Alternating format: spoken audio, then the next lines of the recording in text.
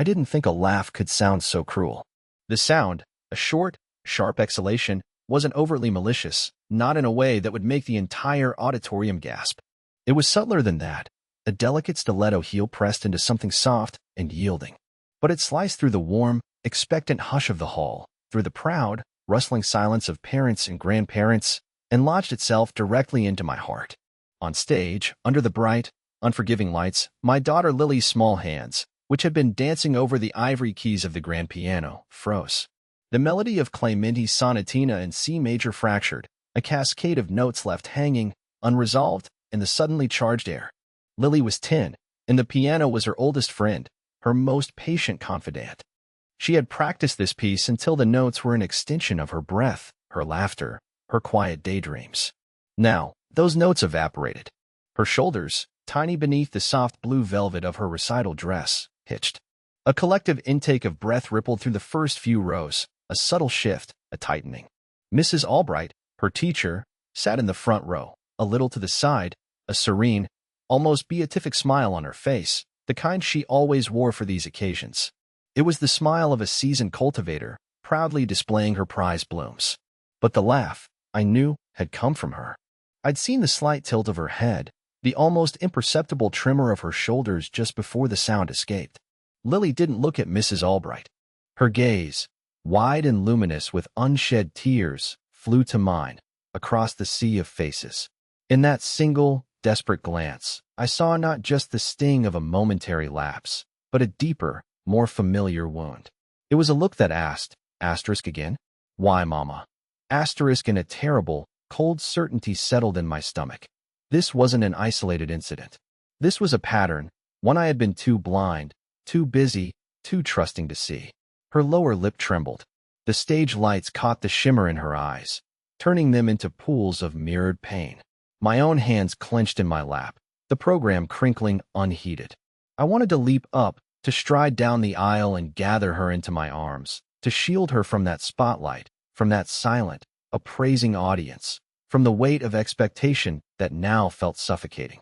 But I was rooted, a spectator to my child's public unraveling, my own helplessness a bitter pill.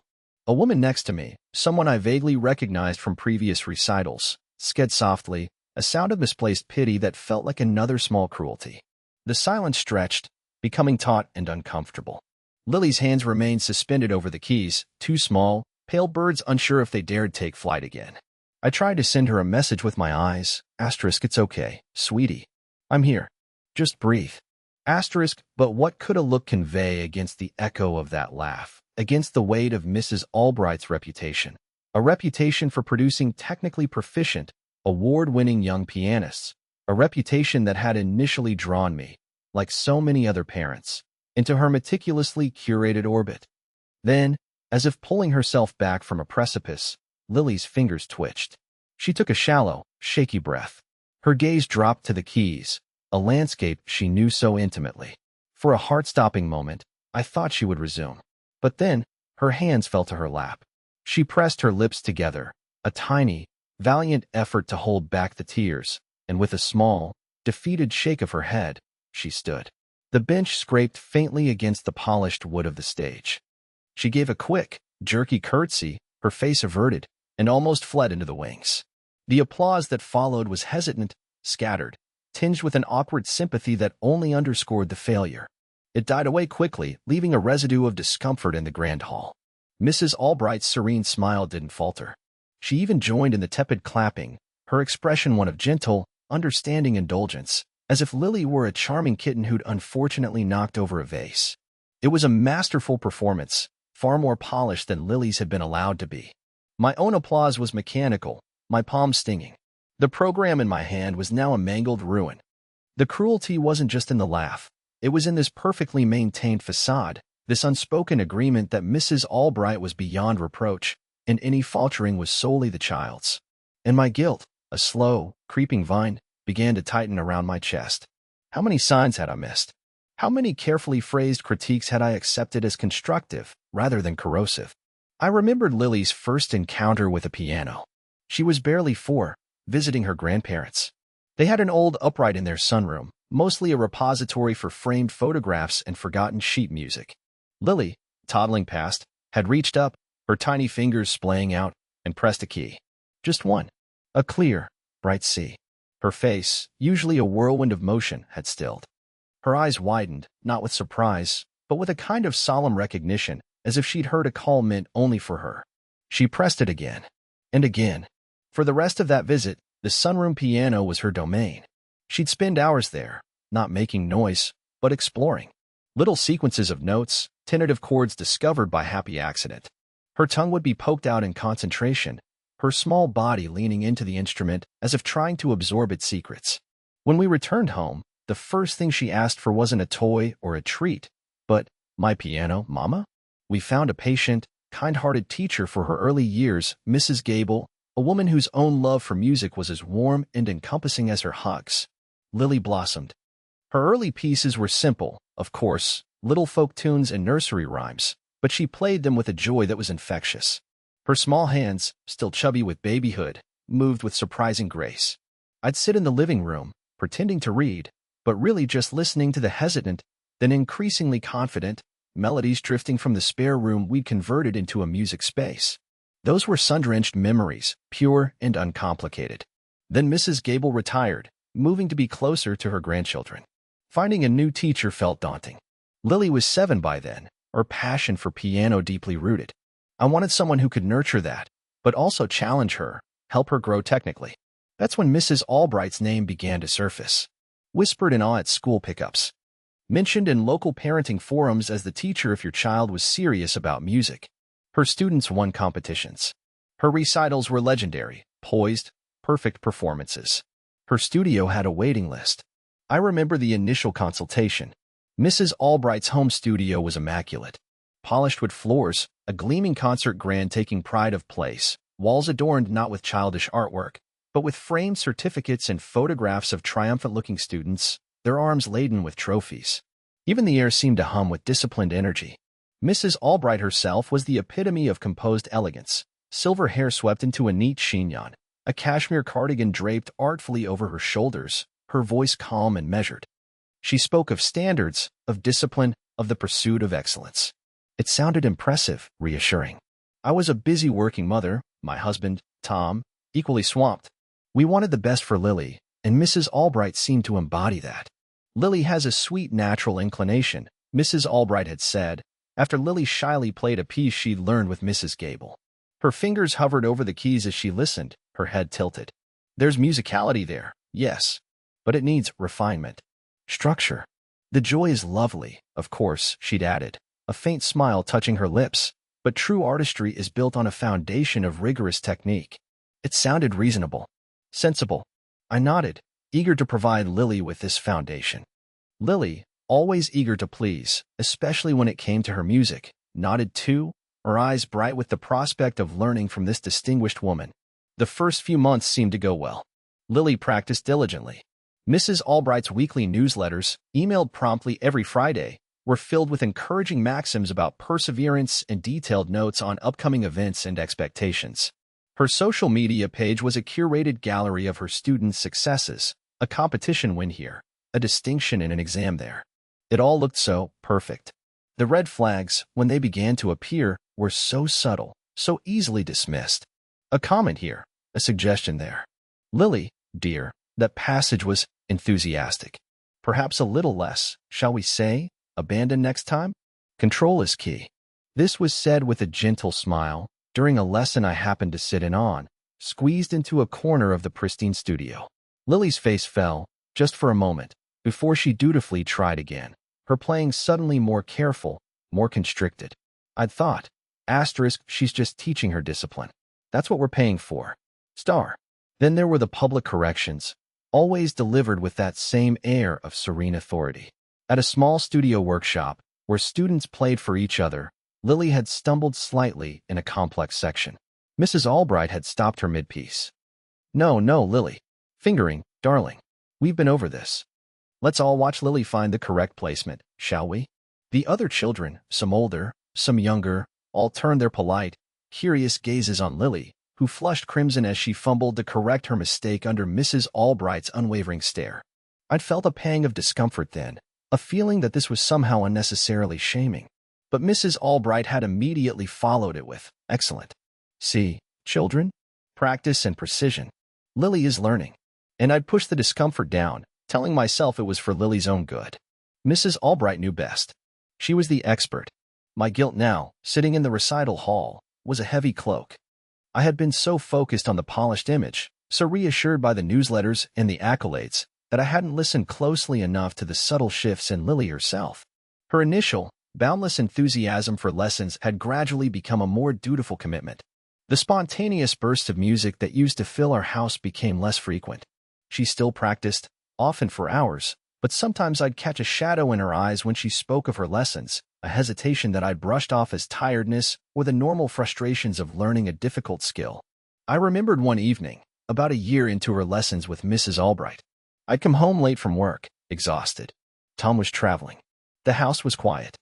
I found Lily in the music room, not playing, but just sitting on the piano bench, her chin resting on her hands, staring at the sheet music for a Bach prelude. The pages were covered in Mrs. Albright's neat, spidery red ink, corrections, annotations, stern little reminders. "Too sentimental" was scrawled next to one passage Lily particularly loved for its lyrical quality. "Rhythm uneven here, count meticulously," beside another. "What's wrong, sweetie?" I'd asked, perching on the edge of the bench.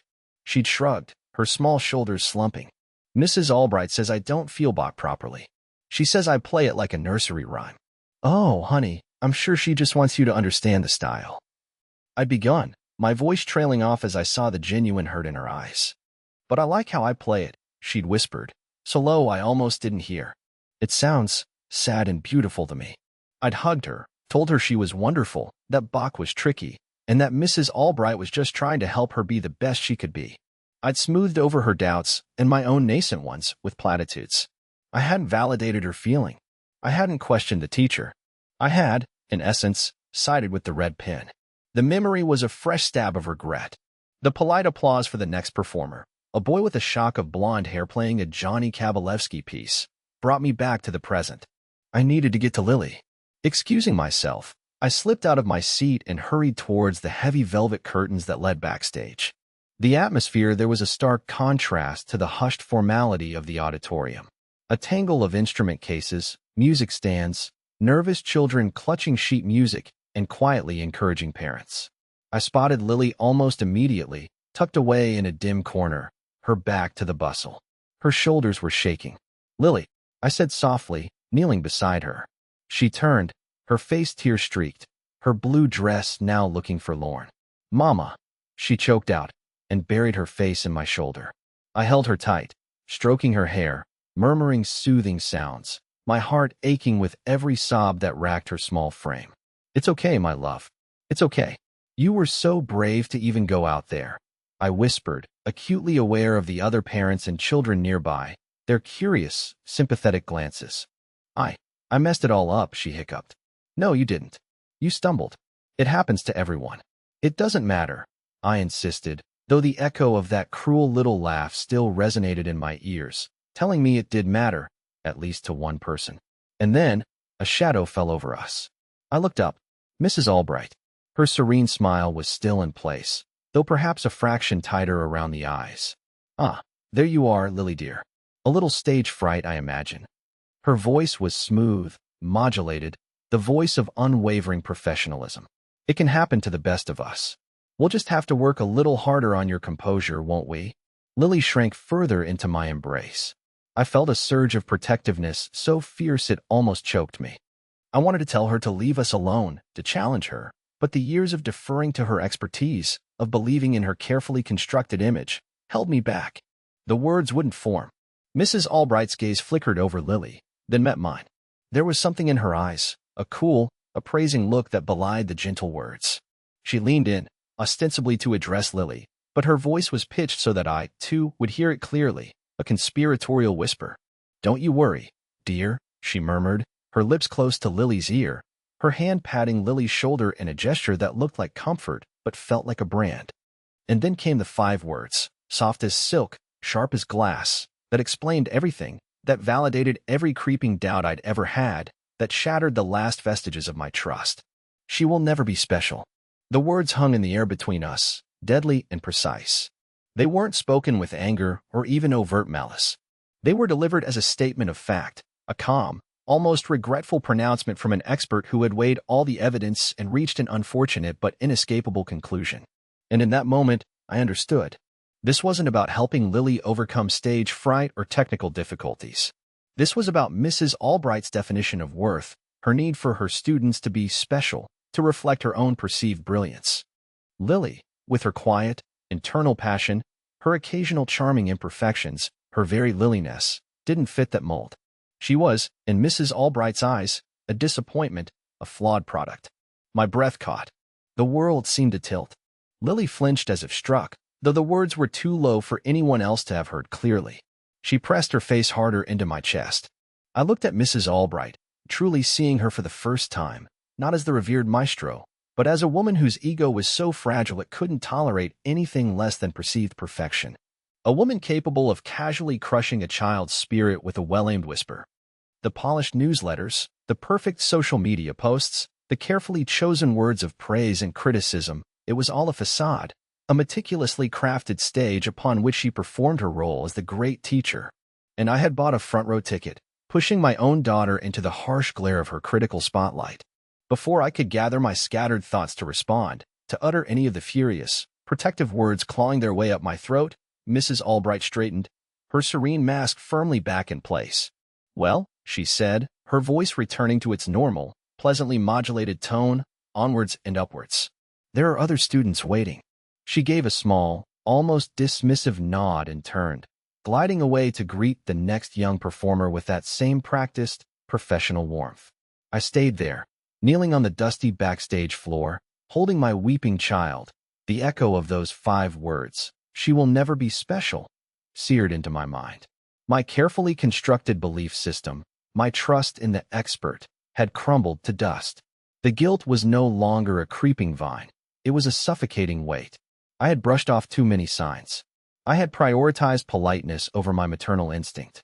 I had failed to protect Lily from this slow, insidious erosion of her confidence, her joy. But as I held her, a new feeling began to stir amidst the shame and anger, a quiet, steely resolve. This time, I wouldn't smooth it over. This time, I would stay, I would watch, and I would listen, truly listen, to my daughter. And what I had just heard, those 5 whispered words, had indeed changed everything. The drive home was thick with unspoken words. Lily sat beside me, staring out the window, tear tracks still visible on her pale cheeks. The blue velvet dress seemed to have lost its sheen. I reached over and took her hand, her small fingers cold in mine. She squeezed back, a faint, almost imperceptible pressure. "Sweetie," I began, my voice still a little shaky.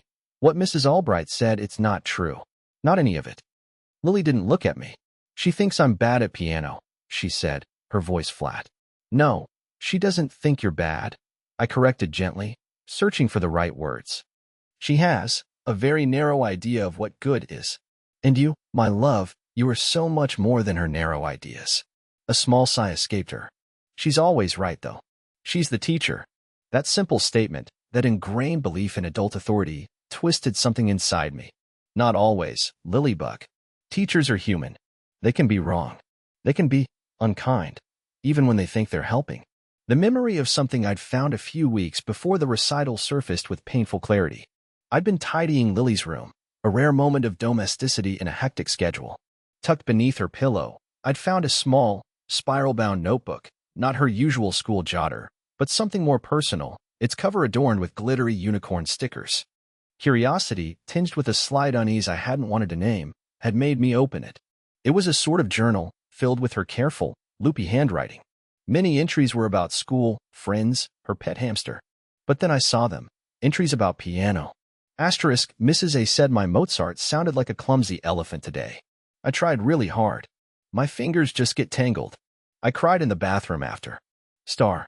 Another. Asterisk, practice for recital. Sonatina. Mrs. A says I have no sparkle. What is sparkle? I wish Mrs. Gable was still here.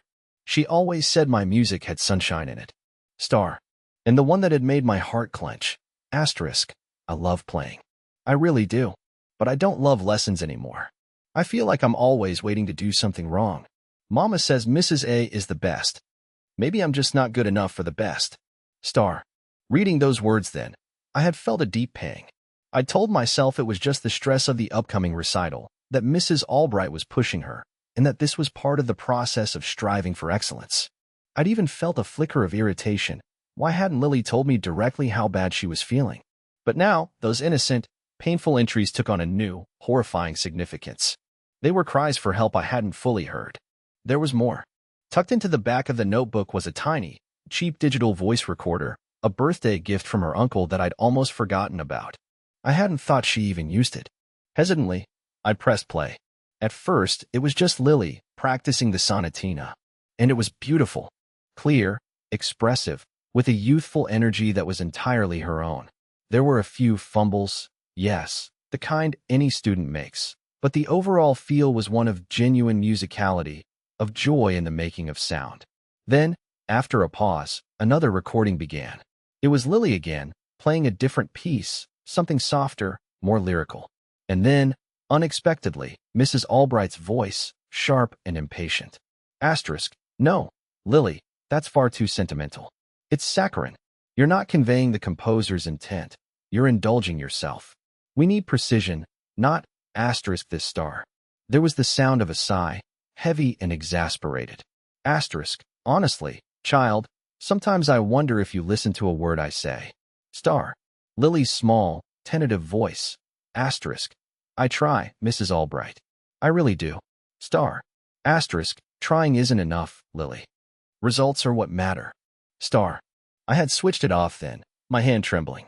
The contrast between Lily's heartfelt playing when she thought she was alone, and the teacher's dismissive, almost contemptuous tone, was sickening. I confronted Lily gently about the journal and the recording. She looked ashamed, as if caught doing something wrong. I just wanted to remember how it sounded when I liked it, she'd mumbled, referring to her own playing. About Mrs. Albright's comments, she just shrugged, unable to meet my eyes. Even then, even with that evidence, I hadn't fully grasped the depth of the problem. I'd resolved to talk to Mrs. Albright after the recital, to express my concerns about her approach. I still hadn't understood it was more than just approach. It was a fundamental disregard for my child's spirit. The 5 words backstage had been the final, brutal illumination. When we got home, the house felt quiet, subdued. Tom was away on a business trip, not due back until the next day. Lily drifted to her room, the blue dress disappearing behind her closed door. I sank onto the sofa, the events of the afternoon replaying in my mind. The bright lights, Lily's frozen hands, the sharp little laugh, the devastating whisper. The weight of it all felt immense. I thought of all the times I'd praised Mrs. Albright's high standards to other parents, unknowingly validating her methods. I thought of the tuition fees, the hours Lily had spent practicing music that was slowly being stripped of its joy. The anger I felt towards Mrs. Albright was a cold, hard knot, but the anger I felt towards myself was a diffuse, aching burn. Later that evening, I found Lily sitting on her bed, still in her everyday clothes, the journal open in her lap. She wasn't writing, just staring at a page. Can I see? I asked gently. She nodded, handing it to me. It was open to a fresh entry, just 2 sentences, written in a shaky hand. Asterisk, recital today. It was bad. Mama knows now. Star. Oh, Lily, I said, my voice thick. I sat beside her, putting my arm around her. I am so sorry. I should have known sooner. I should have listened better, not just to your words, but to your music, to your heart. She leaned against me. It's okay, Mama. But it wasn't, not really. The next few days were quiet. Lily avoided the piano. The music room, usually her sanctuary, remained silent.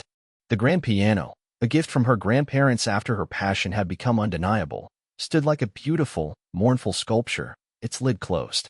I didn't press her. I understood. The instrument itself was now freighted with anxiety and disappointment. My own conversations with Tom were fraught. He was furious, wanting to confront Mrs. Albright immediately, to demand an apology, a refund, retribution. I understood his anger, I shared it, but a public showdown felt wrong. It wouldn't undo the damage, and it would center Mrs. Albright again, when what needed centering now was Lily. I did write a letter, not to Mrs. Albright directly, but to the head of the small, private music school through which Mrs. Albright also taught some advanced students, detailing, calmly and factually, what had happened, the pattern of subtle denigration, the public shaming, and finally, the whispered words backstage. I included transcripts of the journal entries and a copy of the recording. I didn't demand anything. I simply stated that we would be withdrawing Lily from her tutelage immediately, and that I felt it was my responsibility to make them aware of these behaviors for the sake of other children. Whether they would act on it, I didn't know. But I had to do something beyond just walking away. I also spoke quietly to two other mothers whose children were in Mrs. Albright's studio, parents I'd noticed looking uneasy at times during workshops or recitals. Their reactions were ones of dawning recognition, of shared, unspoken concerns finally given voice. One of them told me her son had recently started feigning illness to avoid lessons. The seeds of doubt, once planted, seemed to be sprouting. But the real healing, I knew, had to come from within our home, from Lily herself. About a week after the recital, I was in the kitchen, making dinner. The house was filled with the aroma of roasting chicken, a comforting, everyday smell. Suddenly, a sound drifted from the music room. Tentative at first. A single note. Then a short, hesitant phrase. My heart leaped. I held my breath, afraid to move, to break the spell. It was the Clay Mini Sonatina, the piece from the recital. Lily was playing it. Slowly, carefully, as if reacquainting herself with an old friend she wasn't sure would welcome her back. There were stumbles, pauses, but she kept going. There was no pressure, no audience, no critical eye, just Lily and the piano in the quiet of our home. I leaned against the doorframe, unseen, tears pricking my eyes. This wasn't a performance. This was an act of reclamation. She played through the first movement, the one that had been so brutally interrupted. When she reached the part where she had frozen on stage, she hesitated for a fraction of a second. I saw her small shoulders tense. Then, she took a visible breath and played on, through the passage, to the end of the movement. She didn't play the rest of the sonatina. Instead, she transitioned into something else, one of her old favorites from Mrs. Gable's lessons, a simple, lyrical piece by Grieg. And as she played, the notes began to flow more freely, with more confidence. The sunshine Mrs. Gable had spoken of, the sparkle Mrs. Albright had denied, began to reemerge. It wasn't the technically flawless playing Mrs. Albright demanded, perhaps, but it was Lily. It was her heart, her quiet joy, her unique voice speaking through the music. It was beautiful. It was special, infinitely so. When she finally finished, a soft silence descended, broken only by the gentle hum of the refrigerator. I walked into the music room. Lily was sitting at the piano, her hands resting on the keys, a small, contemplative smile on her face. She looked up as I entered, her eyes clear. "That was lovely, sweetie," I said, my voice soft. "It felt good," she said. "Just to play. For me. That's all that ever matters," I told her, kneeling beside the bench, taking her hand. This time, her fingers were warm. "That it feels good to you. That it's your music." She leaned her head against my shoulder. We sat like that for a long time, in the quiet music room, the late afternoon sun slanting through the window, illuminating the dust motes dancing in the air. There were no grand pronouncements, no dramatic confrontations with her former teacher. Mrs. Albright would continue, I was sure, to cultivate her prize blooms, to seek out her definition of special. Perhaps some students thrived under her exacting regime. But Lily was not one of them, and that was not a failing on Lily's part. Later that evening, Lily was giggling, truly giggling, as Tom, finally home, recounted a silly story from his trip. It was a pure, unburdened sound, bubbling up from deep inside her, a sound I realized I hadn't heard enough of lately. It filled the kitchen, chasing away the last of the shadows from the recital. It was the sound of a child feeling safe, feeling loved, feeling free to be herself. As I listened, a warmth spread through me, a profound sense of relief and a quiet joy. The path ahead wouldn't always be smooth, I knew. There would be other challenges, other moments of doubt. But we would face them together, and I would listen better. I would trust my instincts, and above all, I would trust Lily. Her laughter danced around us, light and uninhibited, as bright and clear as the first note she'd ever played. I didn't think a laugh could sound so free.